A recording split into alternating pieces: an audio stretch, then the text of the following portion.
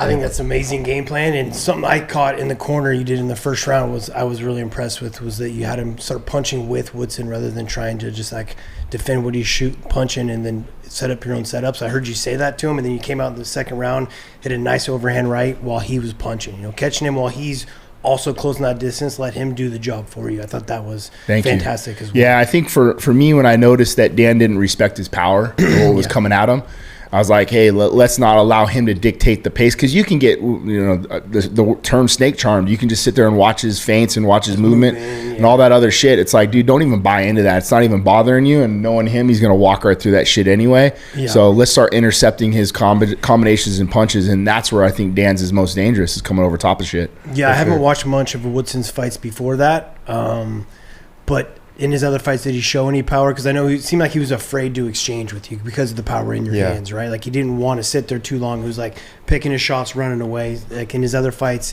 is it the same kind of technique? Yep, yeah. A lot of it. And what do Dalsum from Street Fighter? It's like kind of the hands are kind of flowing and moving and everything else, which he does a really good job with. And if you buy into that, I think you get lost in the sauce, not really seeing what's coming at you. You're more worried about the feints than anything.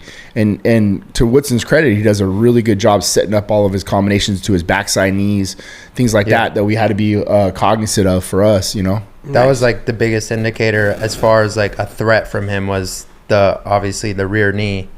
And because I didn't feel too much power on his punches, but we knew every time, like, I didn't want to dip too low on my overhand rights, keep everything to the chest, don't go even like dipping too low to the body. I know I'd run into a knee, so it was like everything was exiting to my right side and just setting it up off my footwork, my pressure, attacking his body. But he was awkward. It wasn't like easy, but that was a big thing too, is like having mental resets. If I got flustered, just quick reset and back to the game plan. Yeah, you definitely did that coming out in the third. Like you can tell, like you wanted to finish the fight in the third. Like your tempo was even more aggressive, and you did a real good job getting to the body.